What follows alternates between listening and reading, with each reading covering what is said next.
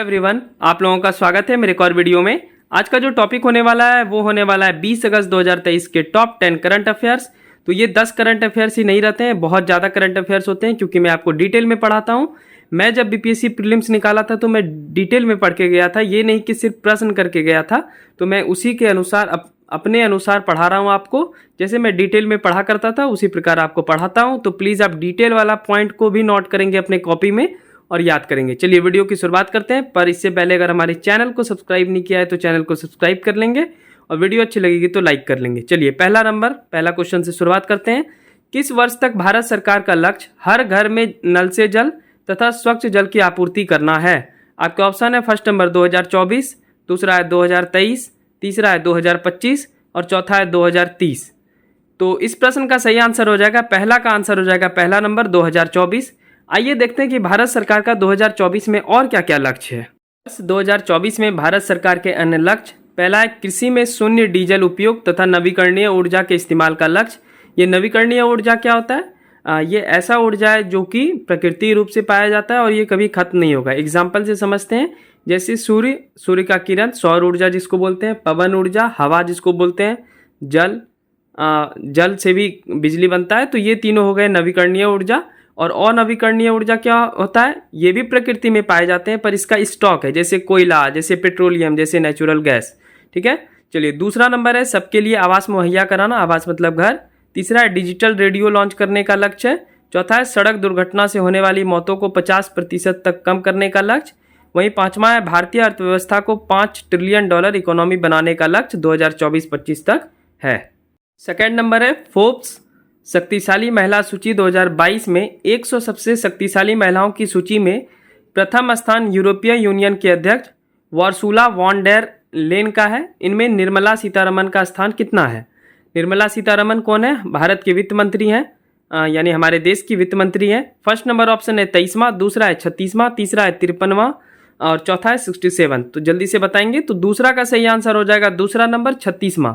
तो इस शक्तिशाली फोर्ब्स एक मैगजीन है जिसके द्वारा 100 सबसे शक्तिशाली महिलाओं की सूची जारी की गई है। इसमें भारत के 6 महिलाओं को स्थान मिला है। आइए देखते हैं किनको किनको मिला है। एक तो निर्मला सीतारमण हो गया जिनका स्थान है 36वां। तो भारत के 6 महिलाओं को जगह मिली है इस सूची में। फर्स्ट हो गया निर्मला सीतारमण, 36वां स्थान। दूसरा है रोशनी नादार मल्होत्रा, 53वां स्थान है, 53 रैंक है इनका। तीसरा है माधवी पुरी बूच, इनका 54 रैंक है। चौथा है सोमा मंडल, इनका 67वां रैंक है, 67। पांचवा है किरण मजूमदार, इनका 72 रैंक है। और आखिरी है फाल्गुनी नायर, इनका 89 स्थान है। तो ये 6 व्यक्ति को भी जगह मिली है, तो 6 भी आप नाम याद रखेंगे, लेकिन इंपॉर्टेंट निर्मला सीतारमण जी का है तो इसलिए उनका आप याद रखें 36 रैंक है। तीसरा क्वेश्चन है जेसीबी साहित्य पुरस्कार 2022 किसे मिला?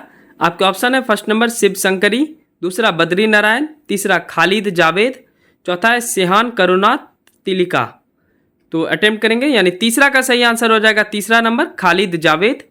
Khalid Javed is a right answer. Khalid Javed के बारे में जानते हैं। तो खालिद जावेद एक उर्दू लेखक है। इन्हें पुस्तक द पैराडाइज ऑफ फूड के लिए जेसीबी साहित्य पुरस्कार 2022 दिया गया है। बुकर पुरस्कार 2022 ये किसे मिला है? सेहान करुणा तलिका, ये एक श्रीलंकाई लेखक है और इनके उपन्यास है द 7 मून्स माली अलमीडिया। तो आप जो ये बुकर पुरस्कार है इसे आप मैन बुकर पुरस्कार नहीं समझेंगे। मैन बुकर पुरस्कार अलग होता है, बुकर पुरस्कार अलग होता है। क्वेश्चन नंबर 4 है रविंद्रनाथ टैगोर साहित्य पुरस्कार 2021-22 किसे मिला? आपके ऑप्शन है फर्स्ट नंबर अजीत आजाद, दूसरा है अनुराधा राय, तीसरा है ABK प्रसाद, चौथा है सुदीप सेन और शोभना कुमारी। तो इस प्रश्न का सही आंसर हो जाएगा चौथा का चौथा नंबर सुदीप सेन और शोभना कुमारी। संयुक्त रूप से इन्हें रविंद्रनाथ टैगोर साहित्य पुरस्कार 2021-22 दिया गया। Next question number 5, 65th Grammy award 2023 संगीत के क्षेत्र में किस भारतीय म्यूजिक कंपोजर को सर्वश्रेष्ठ इमर्सिव ऑडियो एल्बम श्रेणी में डिवाइन टाइट्स के लिए तीसरी बार यह पुरस्कार मिला है? आपके ऑप्शन है फर्स्ट नंबर रिकी कैज, दूसरा है शंकर महादेवन, तीसरा अनु मलिक और चौथा AR रहमान।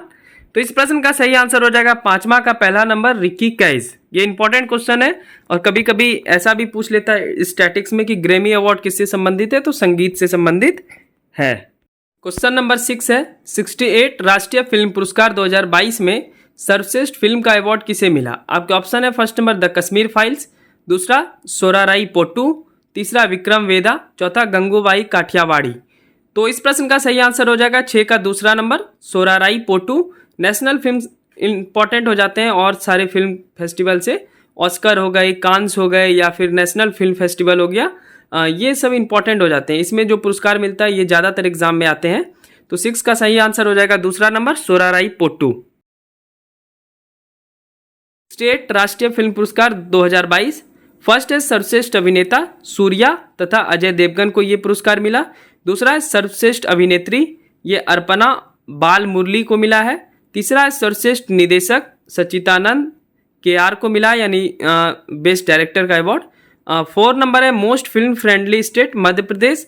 वहीं 5वां अवार्ड मिला है हिंदी में सर्वश्रेष्ठ फीचर के लिए तुलसीदास जूनियर को। ये पांचों भी अवार्ड इंपॉर्टेंट हैं और पिक्चर तो आप देख ही लिए, सोराराई पोटू को मिला है। चलिए बढ़ते हैं नेक्स्ट क्वेश्चन। क्वेश्चन नंबर 7वां है, ICC एक दिवसीय महिला क्रिकेट विश्व कप 2022 का आयोजन न्यूजीलैंड में हुआ। इस टूर्नामेंट के विजेता कौन देश हैं? आपके ऑप्शन है, फर्स्ट नंबर भारत, दूसरा इंग्लैंड, तीसरा ऑस्ट्रेलिया और चौथा अफगानिस्तान। तो इस प्रश्न का सही आंसर हो जाएगा 7 का third number, Australia. Australia is the right answer. Next, 8वां पुरुष T20 वर्ल्ड कप 2022, इससे भी प्रश्न आने की संभावना है। तो 8वां पुरुष T20 वर्ल्ड कप 2022 का आयोजन ऑस्ट्रेलिया में हुआ। इस बार के विजेता इंग्लैंड रहे, वहीं उप विजेता पाकिस्तान था। Player of the tournament Sam Curran और फाइनल में प्लेयर ऑफ द मैच भी सैम करन थे। आइए महिला का भी हम सब देख लेते हैं। 8वां महिला T20 वर्ल्ड कप 2023, इसका आयोजन दक्षिण अफ्रीका में हुआ। इसके विजेता ऑस्ट्रेलिया थे, उप विजेता दक्षिण Africa. Player of the tournament Ashleigh Gardner और फाइनल में player of the match Beth Mooney थी। तो ये पांचों भी आप याद रखें। बढ़ते हैं नेक्स्ट प्रश्न की ओर। क्वेश्चन नंबर 8 है, खेलो इंडिया यूथ गेम 2022 का 5वां संस्करण कहाँ आयोजित हुआ? आपके ऑप्शन है, फर्स्ट नंबर गुजरात, दूसरा कर्नाटक, तीसरा महाराष्ट्र और चौथा मध्य प्रदेश। तो इस प्रश्न का सही आंसर हो जाएगा 8 का option number 4, Madhya Pradesh. Madhya Pradesh is the right answer. Khelo India youth games 2022, इसके शुभंकर आशा, चीता और मोगली है। दूसरा है थीम गीत क्या है? हिंदुस्तान का दिल धड़का दो। शीर्ष स्थान इनमें इस वाले गेम में किनका रहा? तो महाराष्ट्र का रहा, जिन्होंने 56 स्वर्ण सहित कुल 161 पदक जीते। पहली बार जल खेल को शामिल किया गया था खेलो इंडिया यूथ गेम 2022 में। तो ये तथ्य भी पूछा जा सकता है, तो मैं लिख चुका हूं आप सबके सामने। क्वेश्चन नंबर 9, 16वां पुरुष हॉकी विश्व कप 2026 कहाँ आयोजित होगा? आपके ऑप्शन है, फर्स्ट नंबर बेल्जियम और नीदरलैंड, दूसरा मलेशिया, तीसरा चिली और चौथा ओमान। तो इस प्रश्न का सही आंसर हो जाएगा 9 का फर्स्ट नंबर, बेल्जियम और नीदरलैंड। बेल्जियम और Netherland is the right answer. चलिए नेक्स्ट देखते हैं अन्य तथ्य। जूनियर पुरुष हॉकी विश्व कप 2023 मलेशिया में आयोजित होगा। जूनियर महिला हॉकी विश्व कप 2023 चिली में आयोजित होगा। पहले हॉकी 5 विश्व कप 2024 पुरुष और महिला का ओमान में आयोजित होगा। तो ये तीनों भी आपको याद रखना है। चलिए आज के करंट अफेयर्स का आखिरी क्वेश्चन अब हम सब देखते हैं। क्वेश्चन नंबर 10, क्वेश्चन नंबर 10 है, राज्य के लगभग 17 लाख महिलाओं को प्रति माह DBT के माध्यम से 1250 रुपीज़ की आर्थिक सहायता प्रदान करने के लिए अरुणोदय 2.0 योजना किस राज्य सरकार की योजना है? आपके ऑप्शन है, फर्स्ट नंबर केरल, दूसरा असम, तीसरा उत्तर प्रदेश और चौथा हरियाणा। तो इस प्रश्न का सही आंसर हो जाएगा 10 का second number, Assam. Assam is the right answer. चलिए नेक्स्ट देखते हैं असम की कुछ योजना। फर्स्ट नंबर है, आर्थिक रूप से कमजोर विकलांग बच्चे को मुफ्त में प्रारंभिक शिक्षा उपलब्ध कराने के लिए विद्यार्थी स्कूल ऑन व्हील्स परियोजना की शुरुआत की गई।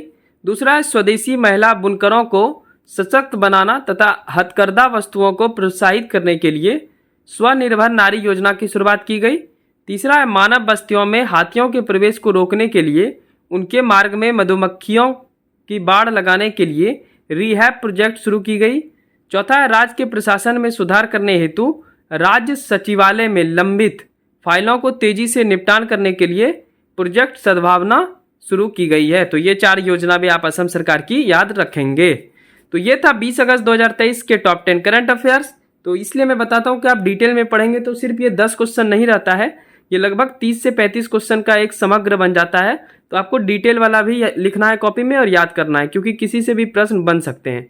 तो चलिए मिलते हैं नेक्स्ट वीडियो में। मेरा वीडियो अच्छा लगा हो तो चैनल को सब्सक्राइब कर लेंगे और एक लाइक कर लेंगे। तब तक के लिए thank you so much, bye bye and take care.